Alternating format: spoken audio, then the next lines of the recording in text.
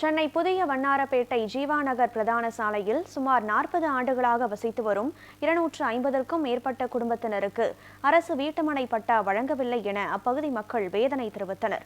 இதுகுறித்து நமது செய்தியாளர் ரஃபீக் வழங்கிய கூடுதல் தகவல்களை தற்போது பார்க்கலாம். சென்னை புதிய வண்ணாரப்பேட்டையில் இருக்கக்கூடிய ஜீவா நகர் இருக்கக்கூடிய பிரதான சாலை தற்போது இருந்து வருகிறோம். இங்கு இருக்கக்கூடிய 40 ஆண்டுகளுக்கு மேலாக இருக்கக்கூடிய பகுதிவாசி மக்கள் அவதிப்பட்டு வருவதாக தகவல்கள் வெளியாகியுள்ள நிலையில் நியூஸ் 7 தொலைக்காட்சி மூலமாக நேரடியாக கேட்டறிந்த போது அவர்களுக்கான அடிப்படை பிரச்சனைகள் மிகவும் சிரமப்பட்டு வருவதாகவும் காலங்காலமாக இருக்கக்கூடிய 40-50 ஆண்டுகளாக இங்கு வசித்து வரக்கூடிய நிலையில் தங்களுக்கான அரசியலில் இருக்கக்கூடிய பட்டாக்கள் தங்களுக்கு வழங்கினால் மகிழ்ச்சியாக இருக்கும் என்பதும், பட்டா வழங்க முடியாத பட்சத்தில் தங்களுக்கான தமிழக அரசு மூலமாக இருக்கக்கூடிய குடிசை மாற்று வாரியான இருக்கக்கூடிய வீடுகளை தங்களுக்கு அமைத்து கொடுத்தால், இதே இடங்களில் அமைத்து கொடுத்தால் போதுமானது என்றும் இருக்கக்கூடிய பகுதி மக்கள் தெரிவித்து வருகின்றனர். மண்டலம் 4இல் இருக்கக்கூடிய அதிகாரிகள் உடனடியாக கவனத்தை எடுத்துக்கொண்டு இந்த டிரைனேஜ் பிரச்சனைகளாக அதிகமாக இருப்பதாகவும், தாழ்வான பகுதிகளில் இருக்கக்கூடிய டிரைனேஜ் பைப்பு லைன்கள் சரி செய்தும், இந்த இடங்களில் மட்டும் இருக்கக்கூடிய அடிப்படை பிரச்சனை சம்பந்தமாக இருக்கக்கூடிய டிரைனேஜ் பிரச்சனை பெருமளவு மழை நேரங்களில் முழங்காலுக்கு மேலாக தண்ணீர் இங்கு தேங்கி இருப்பதாகவும் இருக்கக்கூடிய பல மடங்கு குற்றச்சாட்டுகளை முன்வைத்து வருகின்றன. அவர்களுக்கான முக்கிய பிரதான கோரிக்கை இருக்கக்கூடிய டிரைனேஜ் வசதிகளை சீரமைத்து தரப்பட வேண்டும், குடிநீர்கள் சுத்தமான குடிநீர் அமைத்து தரப்பட வேண்டும், தங்களுக்கான வாழ்வாதாரத்திற்கான இருக்கக்கூடிய வீடுகளை தமிழக அரசு மூலியமாக உடனடியாக இங்கே இருக்கக்கூடிய பகுதிவாசி மக்களுக்கு வீடுகள் அமைத்து தரப்பட வேண்டும் என்பதுதான் பிரதான கோரிக்கையாக உள்ளது என்பது தெரிவிக்கப்பட்டு வருகிறது. எங்களுக்கு அடிப்படை வசதி செயின்டேஜ் எதுவும் இல்லை, செயின்டேஜ் வசதி இல்லை. இன்னொரு இப்போ கிழமை உங்கள் மரம் ஒன்று இருக்குது, அதை எடுக்க சொல்கிறேன், யாருமே எடுக்க மாட்டேன்றாங்க. வீட்டுக்குள்ளே இருக்குது. அது எங்களுக்கு அந்த காற்று மழை வரும்போது பயமாக இருக்குது. வரேன்னு சொல்லிட்டு போகிறாங்க, ரெண்டாவது வர மாட்டேன்றாங்க. அது வசதி வேணும் எங்களுக்கு. இந்த வீடு இப்போ கட்ட வசதி இல்லை. இதெல்லாம் இருந்து தண்ணி வந்தாக்கா இருக்க முடியாது. தண்ணி ஒழுகுது. கட்ட வசதி இல்லாத இருக்கிறேன். நான் ஒரு ஹேண்டிகேப்பு, அதாவது மாற்றுத்திறனாளி. வெளியில் எங்கேயும் போக முடியாது. எந்த மழை காற்று வந்தால் கூட உள்ளே தான் இருப்பேன். அதனால் வெளியில் போக முடியாது. எனக்கு அந்த வசதி வேணும்.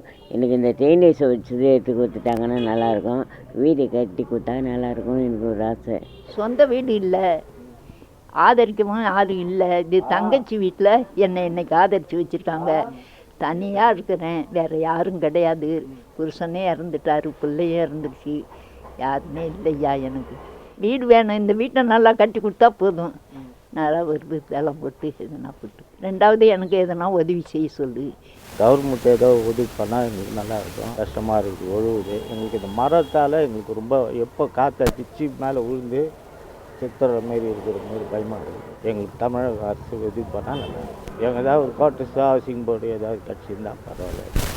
இந்த இடத்துல தண்ணி வசதி, அடிப்படை வசதி ரொம்ப இருக்குது. கரண்ட்டு போனால் போகிறதுக்கு வசதியே கிடையாது. மதியம் 2 மணிக்கு போனால் நைட்டு 10 மணி ஆகுது கரண்ட் வர்றதுக்கு. ஃபோன் பண்ண ரெஸ்பான்ஸ் கொடுக்க மாட்டாங்க ஈபிலேருந்து. ரெண்டாவது ட்ரைனேஜ் ஆச்சுன்னா தண்ணி மேலே தான் வருது. அந்த பக்கம் கோயிலாண்டு தண்ணி நிற்கிது. மக்கள் போகிறது ரொம்ப கஷ்டமாக இருக்குது. அப்படியே நிற்கிது தண்ணி. ஆனால் இங்கே யார் சொன்னாலும் ஒரு இதுவே கிடையாது. மக்களுக்கு இந்த மக்கள் என்ன பண்ணுறது எதை பற்றி சொல்லி தரல.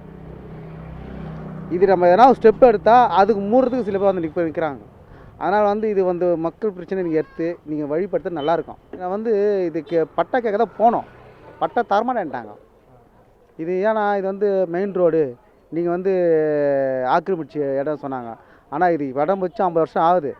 அப்போது இது நான் யார்கிட்ட சொல்கிறது? பட்டா கொடுத்தாலும் சில பேர் தருது இருக்கிறாங்க. நிறைய விஷயம் இங்கே இருக்குது. இங்கே எல்லாமே கொளுத்து வேலை தான். கட்டுமான தொழிலுக்கு போகிறாங்க, மீன்படி ஓட்டுறாங்க, ஆட்டோ ஓட்டுறாங்க, வேன் ஓட்டுறாங்க, எல்லாம் இங்கே தான் இருக்கிறாங்க. ஆனால் எங்களுக்கு ஒரு பிரச்சனையும் கிடையாது. இப்போ பட்டா கொடுத்தாலாம் இங்கே இந்தமாரி குடிசை பக்கத்தில் எங்கள் வீட்டில் எட்டி பார்த்தீங்கன்னா தண்ணி ஊற்றும். இதெல்லாம் யாரும் கண்டுக்க மாட்டாங்க. இங்கேயும் அப்படி தான். சில வீட்டில் எல்லாம் தண்ணி வீட்டில் ஊற்றும். தண்ணி ஊற்றி ட்ரைனேஜ் ஆச்சுங்க, தண்ணிக்கு தண்ணி ஃபுல்லாக வந்துடும். கொசுத்தில் அதிகமாக இருக்குது. எங்களுக்கு கோரிக்கை கட்டி இது பட்டா கொடுத்து நாங்கள் பட்டா கொடுத்தாலும் போதும், நாங்களே கட்டிப்போம். ஆனால் பட்டா கொடுக்க மாட்டாங்க. 50-60 வருஷம் ஆயிடுச்சுப்பா. நாங்கள் பிறக்காத நாங்கள் வர்றதுக்கு முன்னாடியே இந்த இடம் இருந்தது, பிடிச்சிது. மாமனார் காலத்துலேருந்து பிடிச்சிது, ரொம்ப காலமாக இருக்குது. ஆனால் வரவங்க என்ன செய்கிறாங்க, எடுக்கணும்னு தான் சொல்கிறாங்க. ஆனால் இதை வீடை கட்டவும் மாட்டுறாங்க. வரின்னு எங்களுக்கு போட்டு கொடுத்தா நாங்கள் வரி கட்டுவோம். எங்கள் கட்டி கூட கொடுக்க வேணாம், நாங்கள் வரி கட்டிக்குவோம். அதேமாரி அந்த சைடெல்லாம் காவா போட்டுக்கிறாங்க. தண்ணி சேமிப்பு வர்றதுக்கு காவா. இந்த சைடெல்லாம் இல்லை. இப்போ இங்கே மழை வந்தால் ஃபுல்லாக தண்ணி நிற்குது.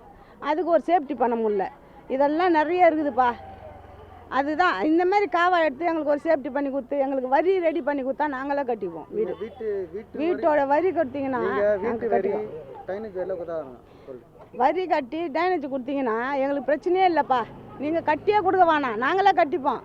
இது எங்களுக்கு தேவை என்ன, வரி தேவை. வரி கொடுத்தாங்கன்னா நாங்கள் மாதம் மாதம் நாங்கள் வரி கட்ட போகிறோம். நியூஸ் 7 தமிழ் செய்திகளுக்காக ஒளிப்பதிவாளர் சுந்தருடன் செய்தியாளர் ரஃபிக்.